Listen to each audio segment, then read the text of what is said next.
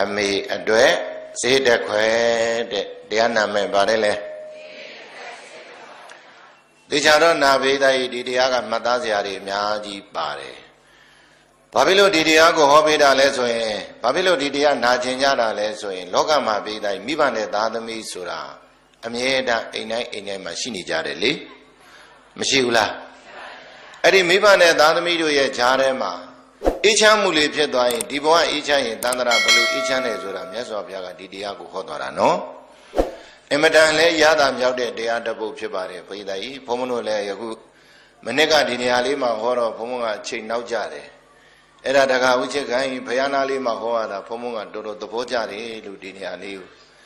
အဲ့ဒါလည်းဘုန်းဘုန်းတို့ဒီနေ့ပြန်ပြင်တော့ဟောတယ်အဲ့တော့ဘုရားကြီးဒီမိဘကျေးဇူးစကိုဘုရားရဲ့ခြေတော်ရင်းမှာဟောရတယ်ဆိုတော့လေဘုန်းဘုန်းတို့လည်းကြည်နူးမှုတွေအများကြီးရှိပါမြတ်စွာဘုရားကကိုတော်တိုင်းကိုကမိဘကျေးဇူးကိုဆက်တယ်ဖခင်သုတ္တရဏမင်းကြီးမိခင်မဲတော်မာယာဖခင်သုတ္တရဏမင်းကြီးကသက်ရှိထင်ရှားရှိနေသေးတော့ဖခင်ကြီးကိုတရားရည်အမြိုင်စေးတိုက်ကြွေးတဲ့အခါကျတော့ဖခင်ကြီးဟာတရားရသွားတယ်နိဗ္ဗာန်ကိုမြင်တယ်မိခင်မဲတော်မာယာမိခင်ဘာလို့လဲမိခင်မဲတော်မာယာကြတော့ဘိဒ္ဓကြီးမွေးမြူပြီးတော့ခုနှစ်ရက်နေသေသွားတဲ့အခါကျတော့ဟိုဒုတိတာနတ်ပြည်မှာရောက်နေတယ်ဘယ်နတ်ပြည်မှာဒုတိတာနတ်ပြည်မှာရောက်နေတဲ့မဲတော်ကိုခုနဝါမြောက်ရောက်တဲ့အခါကျတော့ဘုရားကတာဝတိတနတ်ပြည်မှာဗိဓမာတရားလိုက်ဟောပြီးတော့မဲတော်ကိုလည်းကျေးဇူးမဆက်ဘူးလားဒါဆိုမြတ်စွာဘုရားတော်မိဘနှစ်ပါးကိုကျေးဇူးသိတော့ဗာဆက်တယ်လေဘုရားဤသားတော်သမီးတော်ဖြစ်တဲ့ဘုန်းဘုန်းတို့မှလည်းဗိဒ္ဓကြီးမိဘတွေရှိတဲ့အတွက်တို့အလုံးလည်းပဲကျေးဇူးတွေသိရင်ကျေးဇူးဘာလို့ရစัจ जा ရမယ်တဲ့ဒါကြောင့်မြတ်စွာဘုရားကလူဖြစ်စေယဟန်ဖြစ်စေတိရစ္ဆာန်ဖြစ်စေတဲ့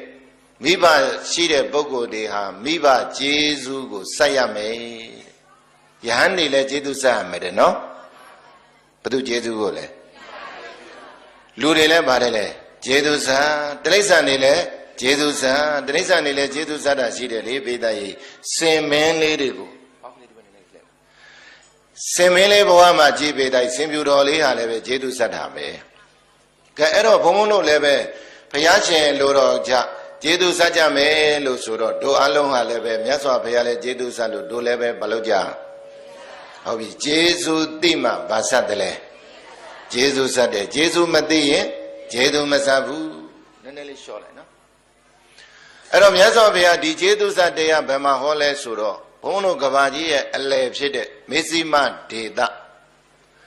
အိန္ဒိယနိုင်ငံကြီးမှာမြတ်စွာဘုရားတရင်သုံးတော့ဒီတရားတစ်ပုဒ်ကိုမြတ်စွာဘုရားကမိဘကျေးဇူးဆက်အနေနဲ့ဟောခဲ့တယ်အဲ့တော့မြတ်စွာဘုရားဘယ်ကြောင်းမှတရင်သုံးတယ်လို့ဆိုတာလေးကိုကြည်ညိုကြည့်ကြရအောင်ဧကံတမယံ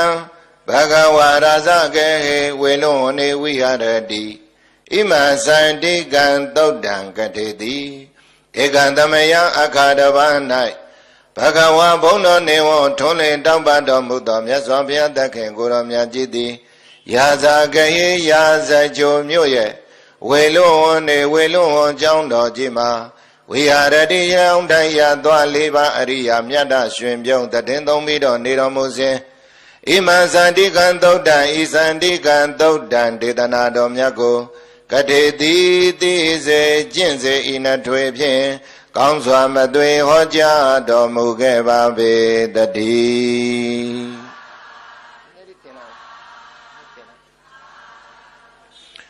မြတ်စွာဘုရားသခင်ကိုယ်တော်မြတ်ကြီးပိဋက၏တက်တော်ထင်ရှားရှိတဲ့ချိန်ခါကာလကရာဇကြိုမြို့တဲ့မြို့ကဘာမြို့ကျောင်းကဝေလွန်ဝန်ကျောင်းကျောင်းကဘာကျောင်းမြတ်စွာဘုရားသခင်ကိုယ်တော်မြတ်ကြီးတက်တော်ထင်ရှားရှိစဉ်ချိန်ခါကာလတုန်းကရာဇကြိုမြို့ရဲ့ဝေလွန်ဝန်ကျောင်းတော်ကြီးမှာတည်သုံးပြီးတော့နေစဉ်ချိန်ခါကာလကအဲ့ဒီရာဇကြိုမြို့တဲကဟိုအစွန်ပြရက်ွက်ကလေးမှာဗိဒ္ဓဤစင်ရသာရက်ွက်ကလေးတစ်ခုရှိတယ်ရာဇကြိုမြို့ရဲ့ဟိုအစွန်ပြနာမှာစင်ရသာရက်ွက်ဘာရက်ွက်လဲစင်ရသာရက်ွက်ကလေးတစ်ခုရှိတယ် အဲ့ဒီဆင်းရဲသားရက်ွက်ကလေးမှာနေကြတဲ့မိသားစုကတော့စန္ဒိကာဆိုတဲ့အမျိုးသမီးလေးတို့ရဲ့မိသားစုစန္ဒိကာဘယ်သူတည်းလဲရုပ်ရည်ရုပ်ပကရာကလည်းလှပတင်တဲ့လိမ္မာလည်းလိမ္မာတဲ့ယဉ်ကျေးသိမ်မွေ့မှုလည်းရှိတယ်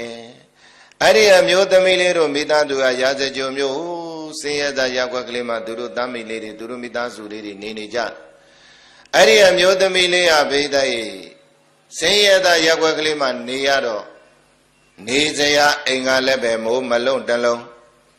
စားစရာကလည်းပဲမဝတဝဝိစရာကလည်းမလုံးတလုံးစင်စင်ရဲရဲနဲ့နေရတယ်ချမ်းသာသလားဆင်းရဲလား